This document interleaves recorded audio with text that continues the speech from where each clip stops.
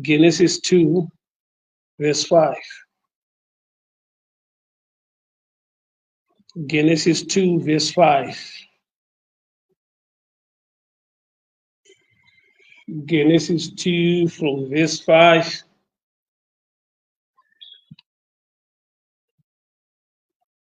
Genesis 2, verse 5. Daughter of Amsoro Pemun. Sister Bevelin Chunda, how are you? God bless you. Marwaki Trenyasha, Marwakurupa Faze, Lydia Yokai, Allah and Makibe. God bless you. Tondera Mutirwara, Florencia Muyamu, Primrose Mkwazi, Francis Mtangira, Shasha Mwatse. So today share the word of God from the book of Genesis 2. Genesis 2, verse 5. Genesis 2, verse 5. Genesis 2, verse 5.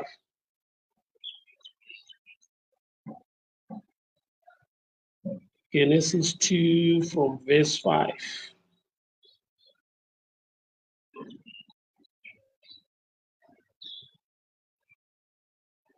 Shokoparnoti, there was no man to till the land. The Lord did not cause rain to fall because there was no man to till the ground. The Lord did not cause the rain to fall because there was no man on the ground. Nyairipo ndemhando yemunhu, the type of a man. What am I saying about type of a man? Uchaona kuti munhu asikwa naMwari.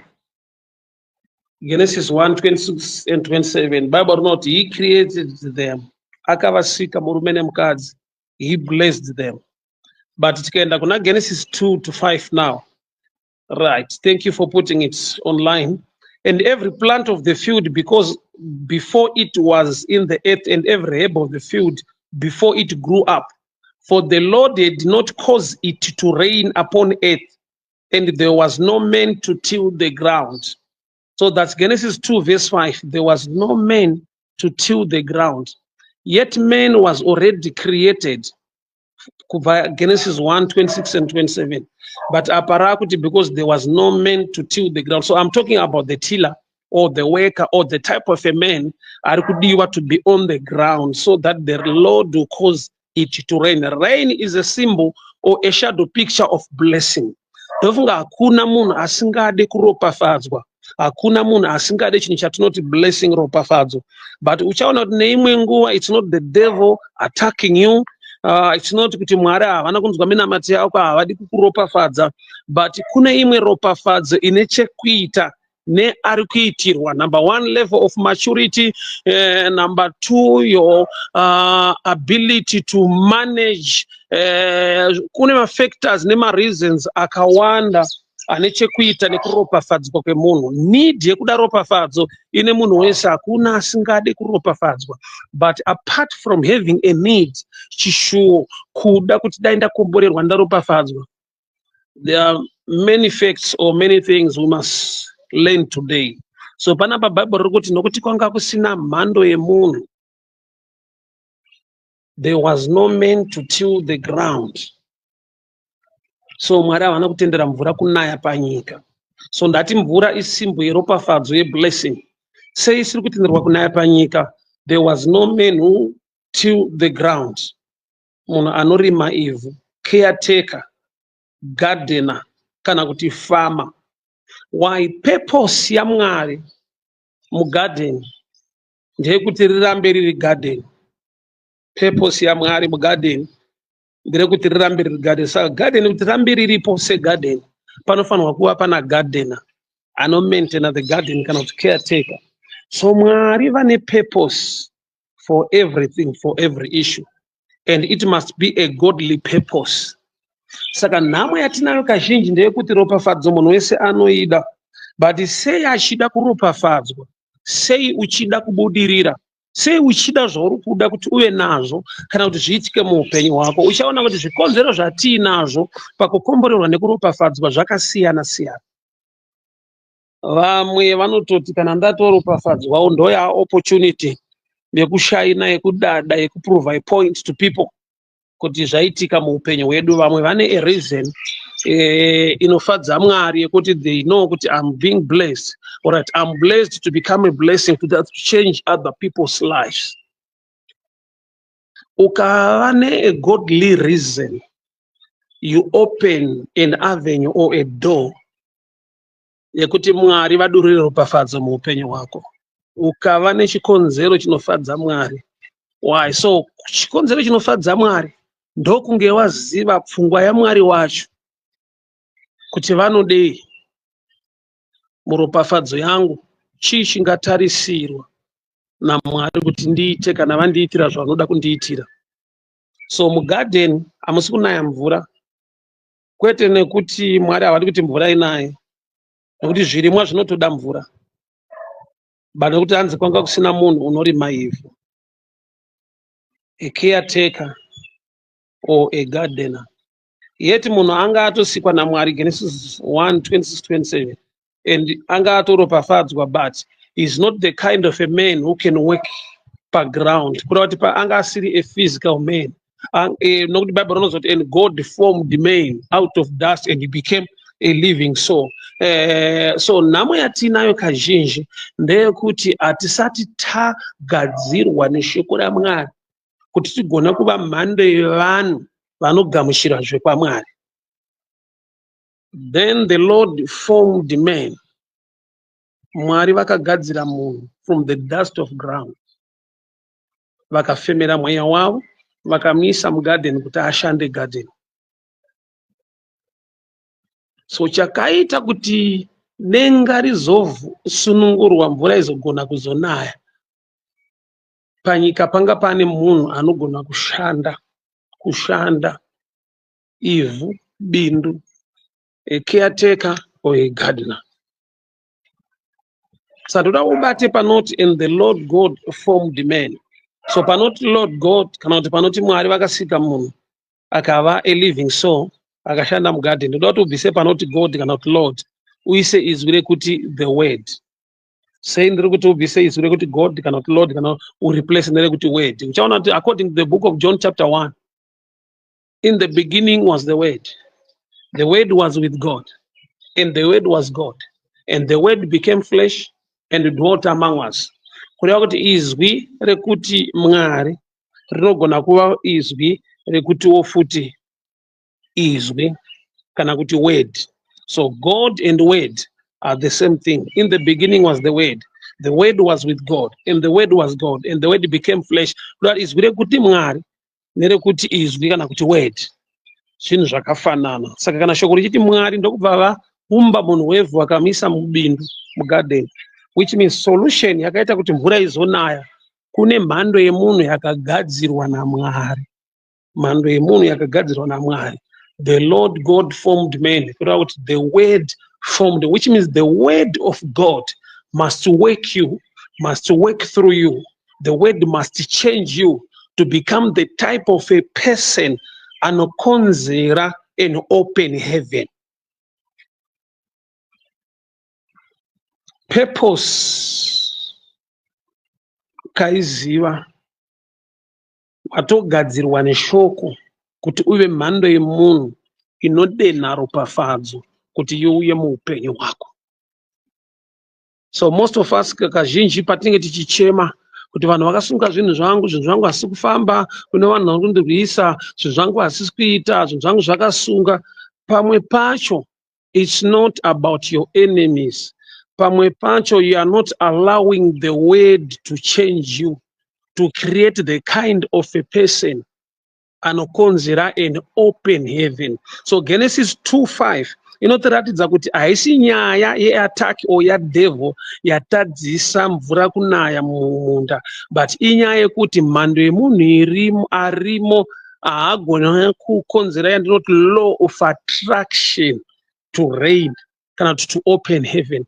Mulife mune malaws. Kune chinhu chekuti kana chaitwa chinogona kushedza zvimwe zvinhu kuti zviitike. Yandinoti law of attraction. Law of attraction. Ukaenda pabhini ukavhura bhini, lid rebhini, zvinhu zvirimo zvichida zvakaora zvinoattracta nhunzi kana kuti maflies kuuya. Haudi kusheedza nhunzi. Ukangoopena bhini zvinhu zvakaora munhu uyo wazvo unokonzera kuti nhunzi dziuye pabhini. Law of attraction iri kukonzerwa ne-this odor or this smell. So mulife mune maprinciples arimo ekuti zvimwe zvinhu zvatinotsvaga hazvifanirwa kunge zvichitsvagwa, asi kuti tine zvatinofanirwa kuita nekuziva kuti zvimwe zvinhu zvigone kuti locate kuti zviuye patiri. Law of attraction.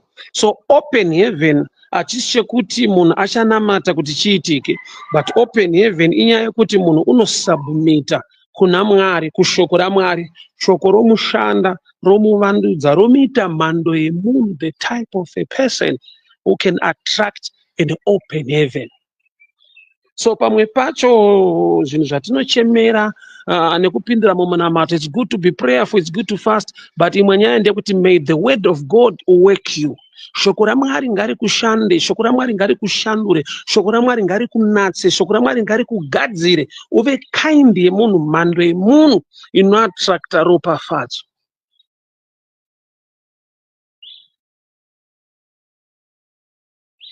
The kind of a person. Nanchienda kuma circles, kuma streets social media, there is this couple vanonzi the Nyati family. Chakaita kuti Nyati family draw such attention, such help inouya mulife mao kuva the Nyati family zvavari izvozvo. Handi chinhu chekuti unganopinda mugomo ukanamata kuti ndoda kufanana naNyati Nyati nemudzimai wake, naGilbert Nyati nemudzimai wake. Handi chinhu chaungatsvage kuti zvikuitirwa naNyati ndoda kudeclare nyasha pandiri zvitange kuitika futi mandiri. You don't copy grace. You submit to grace. You don't copy grace. Izvozvo kungoti ndivo ananyati vacho. Pane a law of attraction yekuti vane grace nenyasha dziri mavari dzinokonzera zvavanoitirwa nezvinoitika kwavari kuti zviitike. You know, zvinoitika kwavari zvinhu zvinokosta mari yakawanda, zvinhu zvekuti unoona kuva neshungu yekuda kuzviita uchitadza kuzviita, but to them zvinongoitika nekuda kwekuti ndo zvavari izvozvo, ndo attraction yacho. So ndikuedza kuti kudii kana shoko richiti the Lord God did not cause it to rain because there was no man to till the ground, which means pano pari kuda the type of a man, mhando yemunhu. So mhando yemunhu inobva kupi? Mhando yemunhu inogadzirwa neshoko raMwari kana kuti naMwari. And the Lord God formed the man out of dust of the ground. And God breathed unto man, and man became a living soul. So munhu ari kupinda mumunda kundoshanda mumunda ndiye ari kukonzera kuti mvura ichitanga kunaya, nokuti munhu ari kushanda mumunda as a caretaker, as a gardener, as a manager is the one who is going to maintain the purpose yechinonzi garden, nekuti chinonzi garden chino maintainwa. Garden rino maintainwa na gardener. Saka nhamo yataita dzimwe nguva ndeyekusaziva purpose. So when you don't know purpose echinhu chaunochemera kuti chichashandei, sei Mwari vachida kuti uve nacho, sei wo uchida kuva nacho, when the purpose and your understanding concerning that thing isiri godly, saka chinoda kutsvakwa ndechekuti is to search the mind of God concerning whatever you want, kuti chine chekuita here neumambo hwaMwari nebasa raMwari, kana kuti it's just is a self thing chekuti ndikachiitirwa I just sit down there and begin to brag or to show people kuti tinonamata stereki, Mwari unonzwa minamato yedu, kana kuti takangwara kana takakomborerwa zvongopera zvakadaro. Purpose yeropafadzo neblessing ikasazikanwa, it becomes one of the facts why you operate under a closed heaven. Saka shoko kana richiti the Lord did not cause it to rain, it means it was a shut or a closed heaven upon a garden. Why? Because the gardener, the manager, the caretaker is missing. Handizivi hama dzangu kana ndiri kunzwika, handizivi hama dzangu kana ndiri kunzwika. Isa ameni yako tifambirane tigone kunzwa kuti uri kundinzwa here mudikani, uri kundinzwa here mudikani. Munamato wako ndewangu ndewekuti Mwari ndiitei munhu akafanira, Mwari ndiitei, ndinatsei neshoko renyu, ngarindishandure, ngarindigadzire. Richard Mwenga, I'm sorry. Mazuano, I'm traveling a lot, saka sikuwanikwa kuna first year. Izvezvi nditori kuPretoria, South Africa. This Sunday I'll be preaching Pretoria West for Apostle Sean. Then I'll go back to Zim Dinema conference about 3. Then I'll be back again in South Africa. So andigone kuwanikwa ku street mazuano. But sometimes tinomboenda pana Julius Nyerere naRizende. Yeah, Monday, Wednesday, and Thursday ndo panenge ndiri my lunch hour. Monday, Wednesday, and Friday. I mean, ndinenge ndiri pana Rizende mu street ku Harare. Andichaitira kuna first. So now iripo nde mama Anna Chiuta Mwita kwakadiko ku UK. Happy to see you online. Mwari wenyasha, Mwari werugare. Vachengetei, Mwari wenyasha, Mwari werugare. Vakurwirei, vakugonesei muzita raJesu Kristu weNazareta. Amen and amen. Constance Himanda, how are you? God bless you. Justina Nodza, Honest Mtuzo.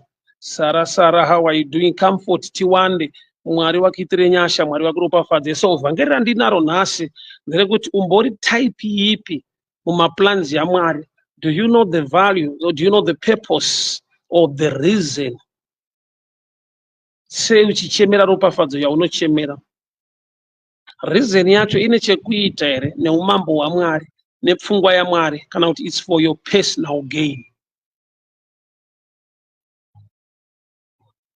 A closed heaven is a picture yekuti zvinhu zvako hazvisi ropafadzo, haisi kuburuka ichidzika pauri.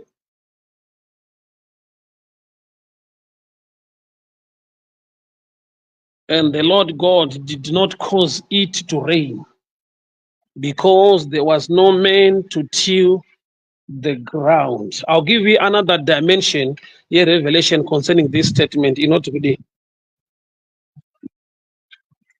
the Lord did not cause it to rain because there was no man to till the ground. Men munhu anodhila nevhu to till the ground. Ivhuchi munhu wakasikwa kubva kuguruva revhu.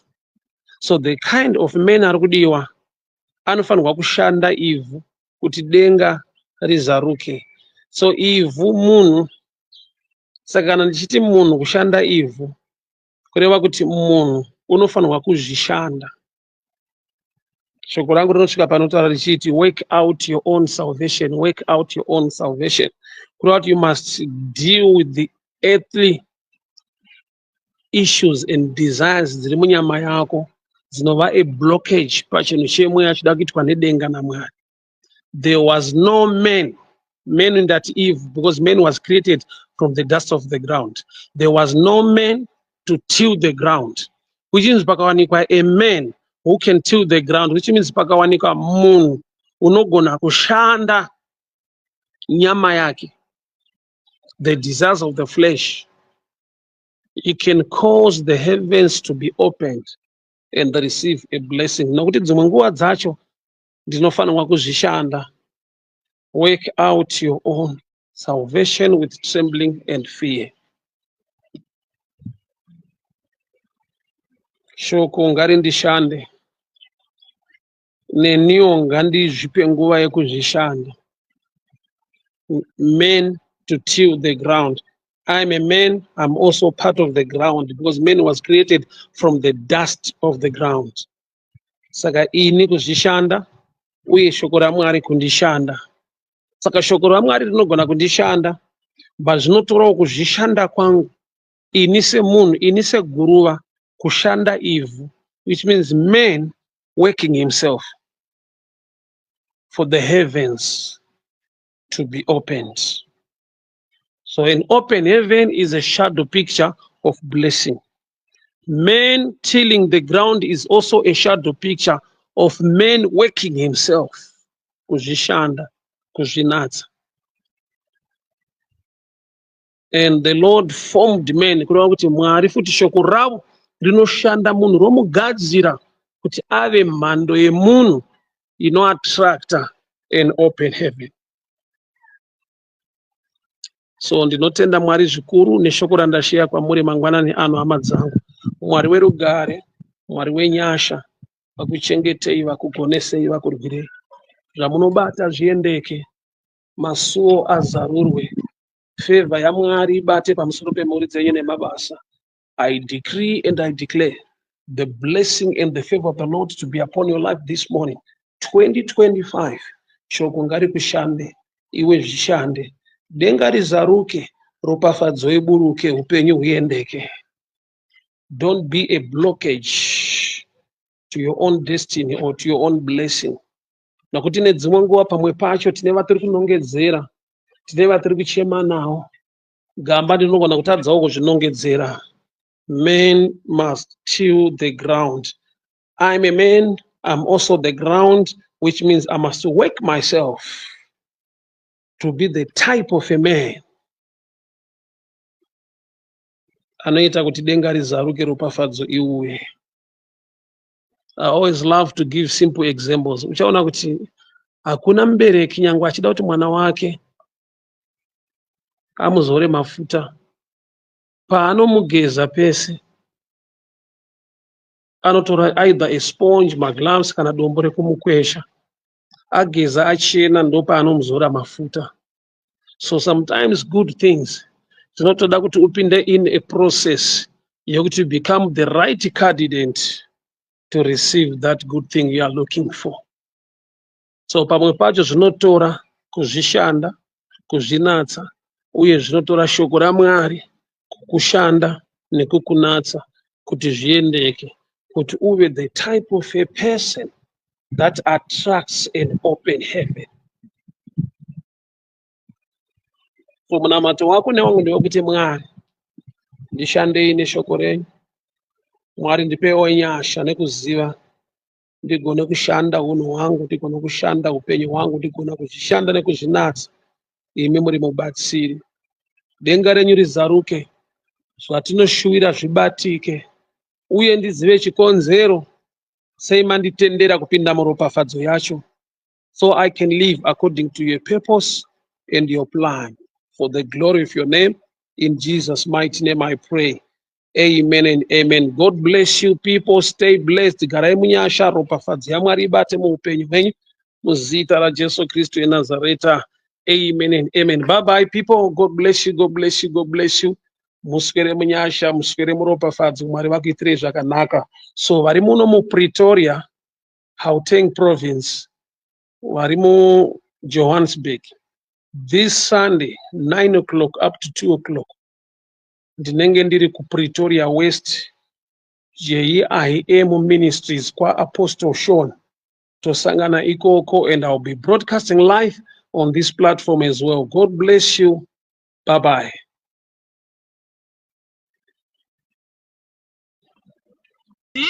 Mwana wangu, but andina the authority of the power kudzinga demon. Saka ndauya kwamuri Jesu. Saka vadzidzi vaJesu ndokubva vaenda kuna Jesu vakati, Ishe, she's crying after us, mudzingei. Zvinoita sekunge vadzidzi vari kuda kudzingwa kwemukadzi, but vadzidzi vari kuparidza vhangeri rinobatsira mukadzi kuti nesuwo sevadzidzi tine zvatinoda kudzinga, but tinototembawo iyeyu. Apa kuparidza kuseri kwacho, uku kuseri kwacho kwandikuparidzawo, nekuti dzimwe nguva uchiverenga unoti vadzidzi vari rafa, vada kuti mukadzi uya dzingwa ane dambudziko. Havasi rafu. They are preaching a better gospel than rafu.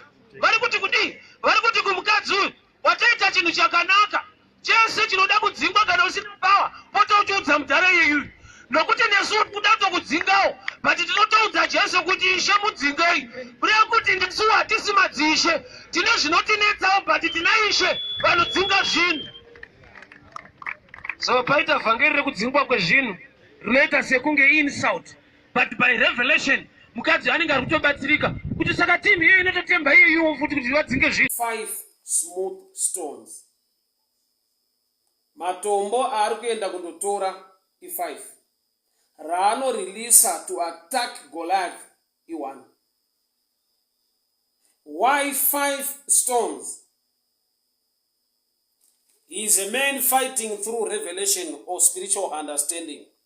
He knows kuti Jesu paari kuuya kuzotipa victory, chaanouya kuzoestablisha pekutanga anonzi magospels or the synoptic gospels E4, the book of Matthew, Mark, Luke and John. And the 5th book rinonzi the Acts kana kuti mabasa, which means David ari kuti is now preaching to us kuti pabato yese yaunopinda chaunotanga kuva nacho usati waita zvaunoita is the gospel of salvation, the first 4 books. Samuchiona kuti haana kukanda matombo ese ari 5, kureva kuti akakanda 1 mubhegi make mukasara 4. In other words ari kuti you must have the gospel in you. The first 4 books, they are a shadow picture of the gospel. Matthew, Mark, Luke and John, synoptic gospels. Shoko raMwari kuti ukava neshoko mauri ndo zvinokupa simba rekuita mabasa. The 5th book is the book of Acts. The 4 books mark gospels. So kana one a gospel, one a knowledge, one a the truth of the word, it's easy for you to act and the Spirit of God will back you.